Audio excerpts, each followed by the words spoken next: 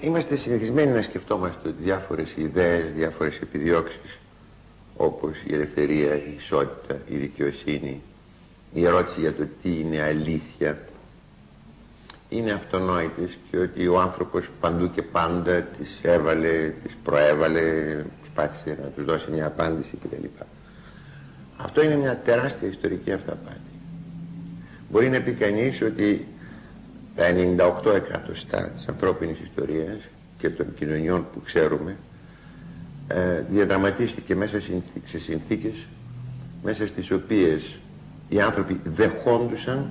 ως απολύτως αναμφισβήτητα αυτά που η θεσμισμένη παράδοση της κοινωνίας τους επέβαλε, αυτά με τα οποία τους είχε αναθρέψει ως κριτήρια, ως αξίες, ως επιδιώξεις ζωής, ως τρόπο ζωής κτλ. Για να πάρω ένα παράδειγμα απλώς, για έναν κλασικό Εβραίο, έναν Εβραίο της εποχής που περιγράφει η Παλαιά Διαθήκη, το ερώτημα εάν ο νόμος είναι δίκαιος ή δεν είναι δίκαιος δεν μπορεί να τεθεί, δεν έχει νόημα, γιατί ο νόμος αυτός είναι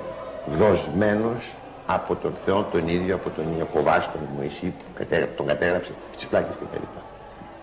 Και αυτό ισχύει φυσικά για όλες τις ασιατικές κοινωνίες, για τις αμερικάνικες, τις προκολομβιανές, για τις πρωτόγονες φυλές που ξέρουμε, ακόμα και για τις παραδοσιακές μεσαιωνικές κοινωνίες, τις ευρωπαϊκές, για τη βυζαντινή κοινωνία ασφαλέστατα. Υπάρχουν δύο και μόνον δύο, καθώς εγώ ξέρω, κοινωνίες και ιστορικές περίοδοι όπου αυτά τα ζητήματα ανακοινήθηκαν, όπου άρχισε να υπάρχει μια κίνηση, ένα κίνημα που να αφορά το σύνολο περίπου των κοινωνών, τουλάχιστον δυνάμει, και όπου οι άνθρωποι άρχισαν να αμφισβητούν τις παραδοσιακές παραστάσεις για τον κόσμο, τις παραδοσιακές ιδέες για το τι αξίζει και για το τι δεν αξίζει, το τι είναι δίκαιο και το τι δεν είναι δίκαιο, και άρχισαν να βάζουν στον εαυτό τους ερωτήματα όπως πώς πρέπει να θεσμιστεί η κοινωνία, τι είναι δικαιοσύνη, πώς πρέπει να σκεφτόμαστε, τι είναι αλήθεια κτλ. Αυτές οι δύο κοινωνίες είναι από τη μια μεριά η αρχαία ελληνική, από τον 8ο μέχρι τον 5ο αιώνα, και από την άλλη μεριά η δυτικοευρωπαϊκή, από το τέλος του Μεσαίωνα και μετά.